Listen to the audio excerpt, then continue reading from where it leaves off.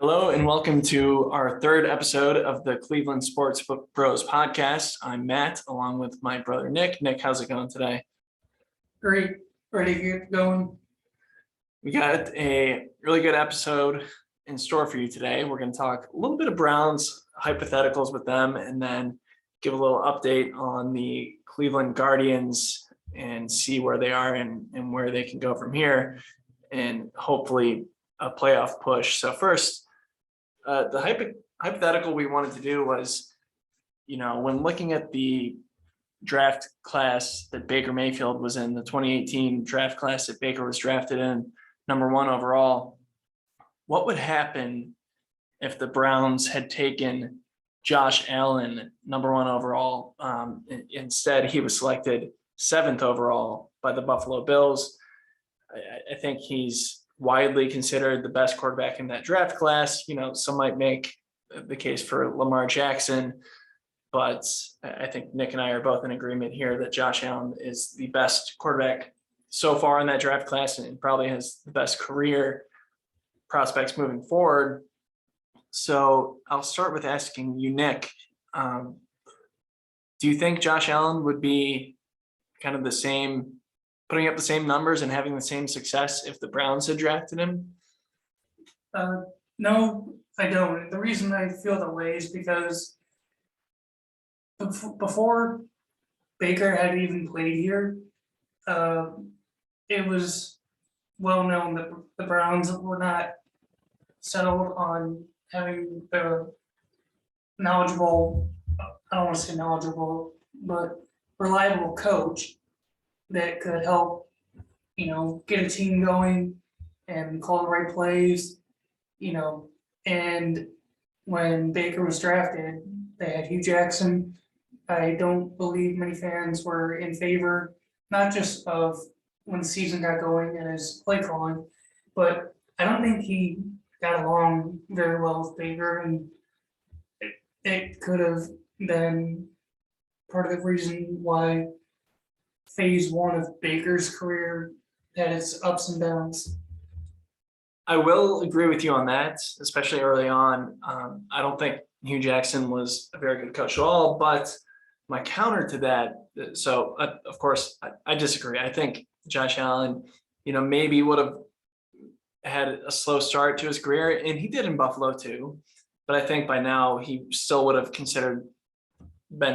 considered the number one quarterback in that draft class, and not just that, but one of the premier quarterbacks of the NFL. Where I disagree is I think a lot of quarterbacks can make bad coaches look better. And I don't think Josh Allen would be any exception to Hugh Jackson. Now, I think the Haslams were maybe getting a little fed up with Hugh's record as well. As we know, 1-31 to begin his career as a head coach with the Browns. Had they had another slow start, I think they would have given up on Hugh before giving up on Josh Allen.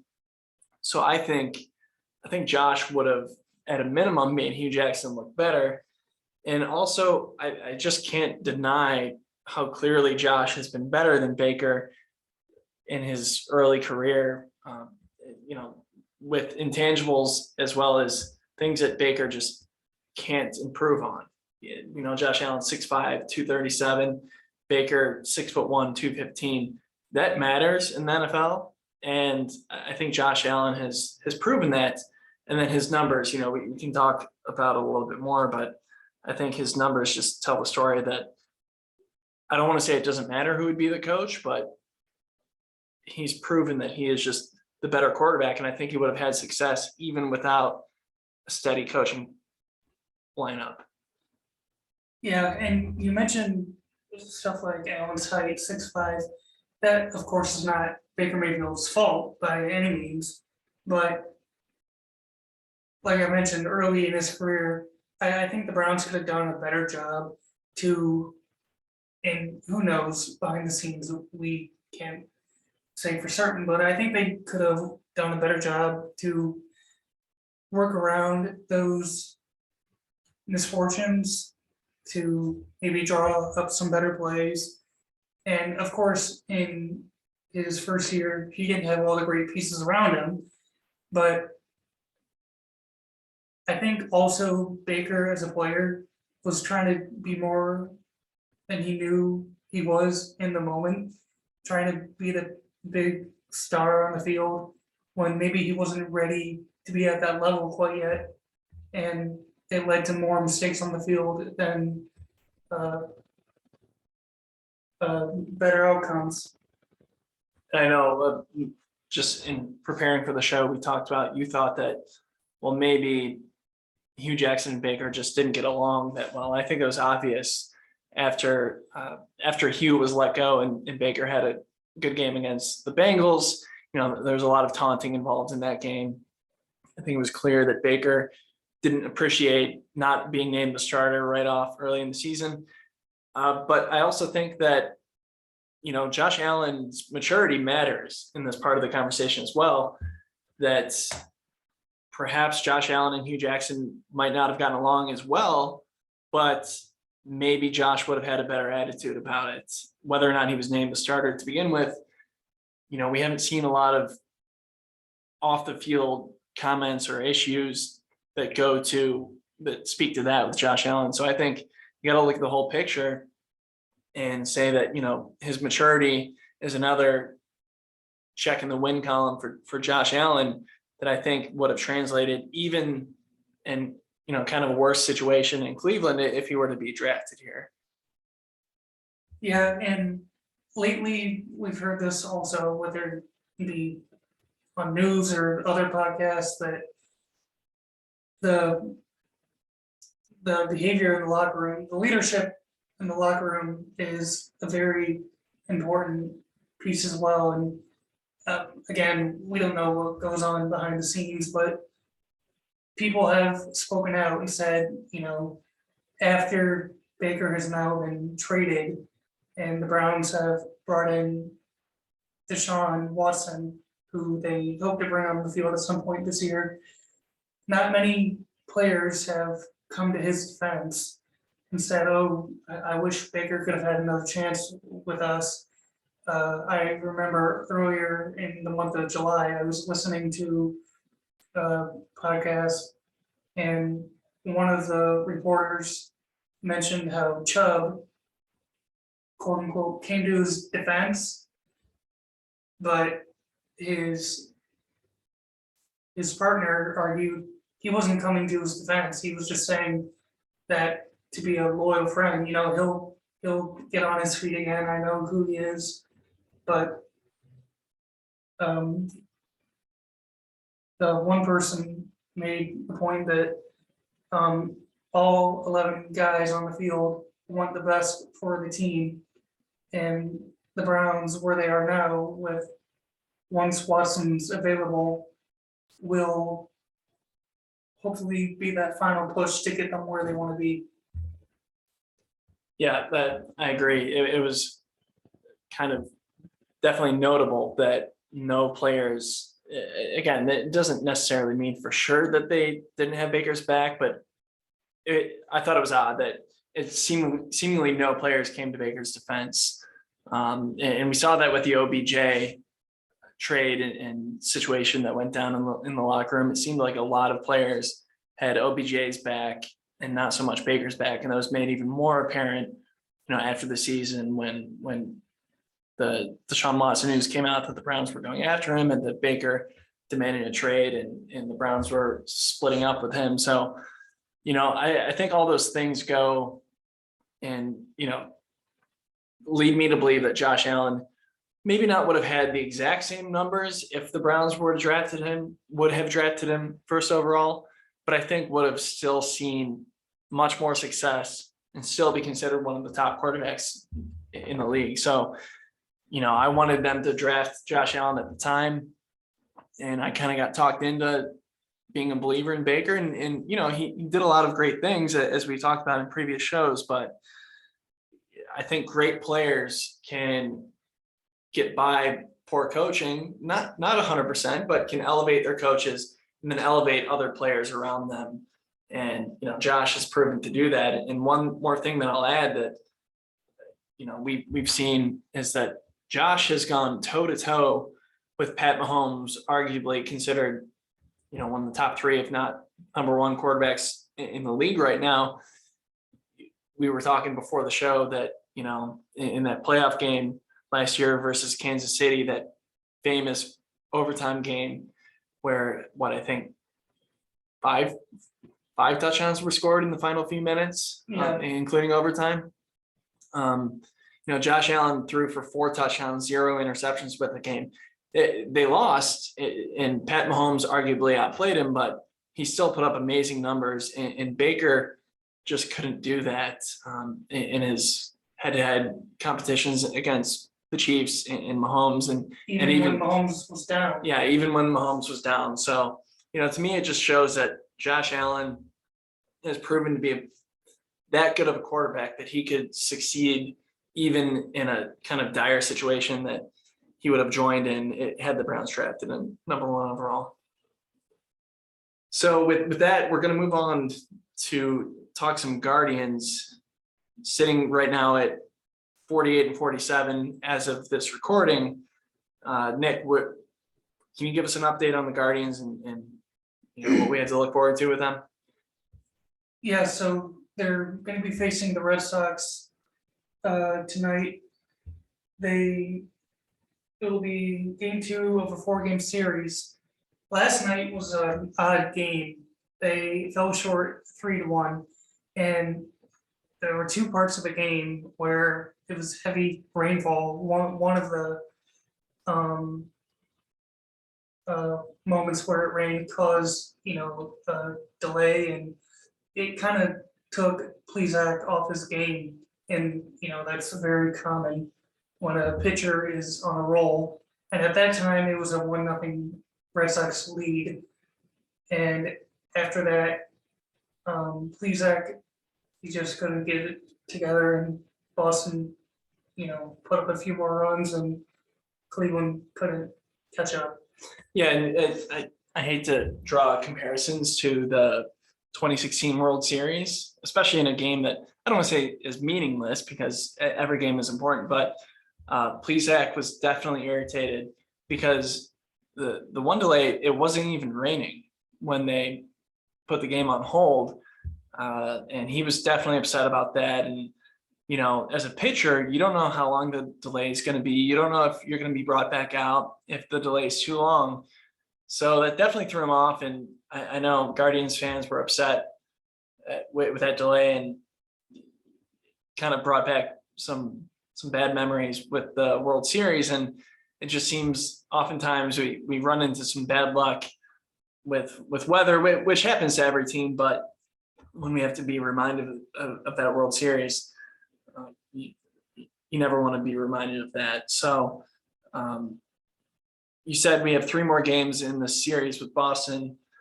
Anything we should be on the lookout for? Yeah, so unfortunately I was unaware of who the starting pitcher was expected to be tonight. I believe it was scheduled to be Aaron Savali. I had not checked previously, but something must have went down, because our relief pitcher Brian Shaw is going to take to the hill to start the game tonight. So it'll be a bullpen game for the Guardians.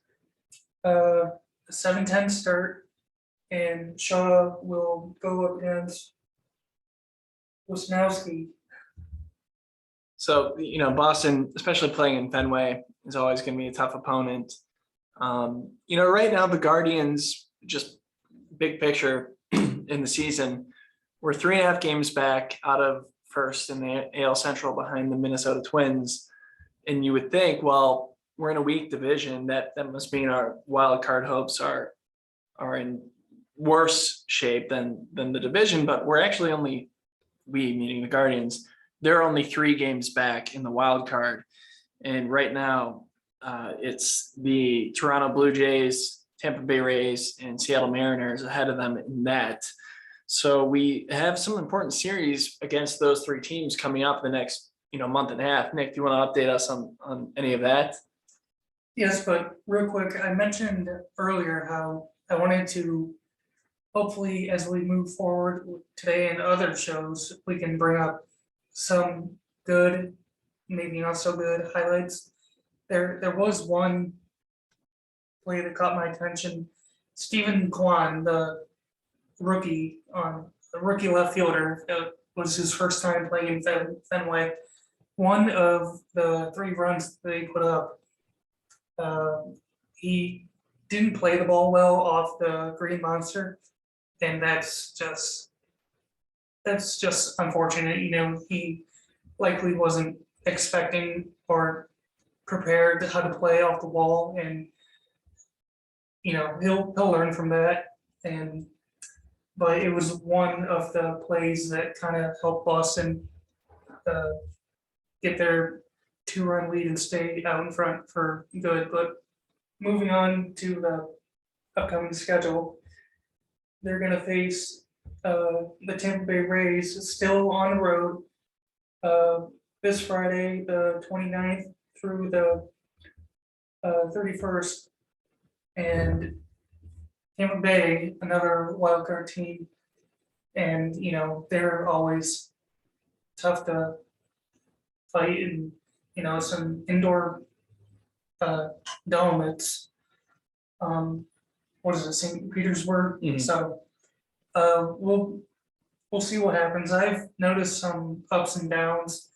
You can't expect one guy to carry the whole team, but in the very early stages of the year, this has been Jose's year.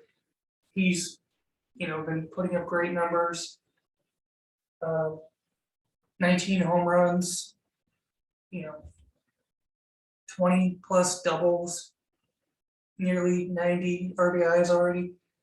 And I think he's going to need, I don't think, he's definitely going to need a little more help from his teammates, players like Miles Straw, Ahmed Rosario, everyone involved.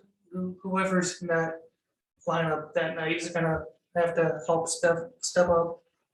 So they got to put up more runs. Right, and it just kind of going off of that,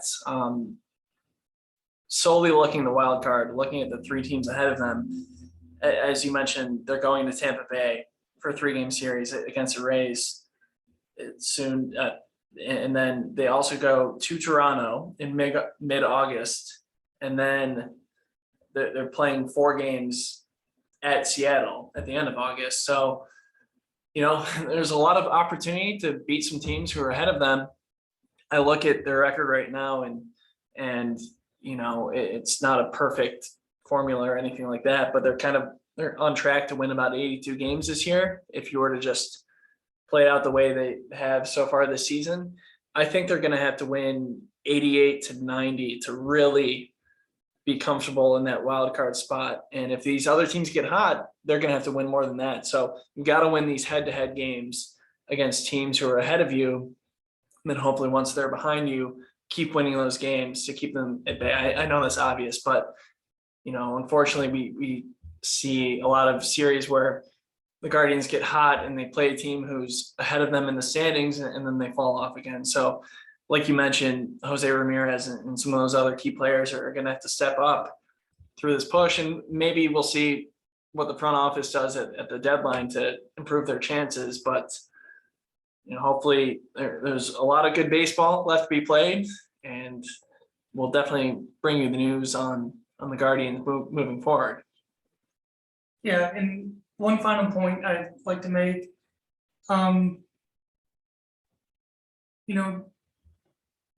can't say, no one can say for certain who they maybe be looking for, but you mentioned players at the deadline. We always hear rumors with any sport, and in my opinion, they're pretty solid, whether it be reliever or starter at the pitching position. I think they need to find a way to get another bat in the lineup. Not necessarily, power like Trout bat. That's not easy to find, especially when you're making a trade and you're a smaller market team like the Guardians. But whether it be making a trade or bringing up Bobby Brantley again, I'm just naming a name, he was sent down a little while ago.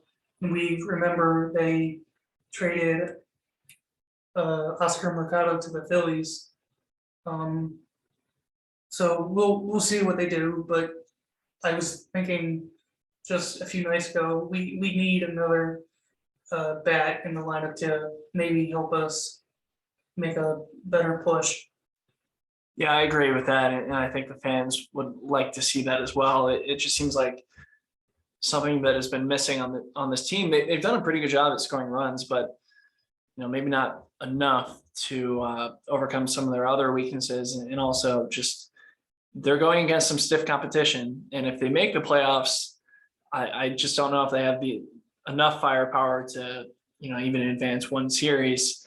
But we'll see what they do, and they've shown that they can go on hot streaks. And despite the last series against the White Sox, they've been playing decent baseball as of late. So would like to see them go on a run, and we'll definitely bring you updates as that happens. So another great show, I think.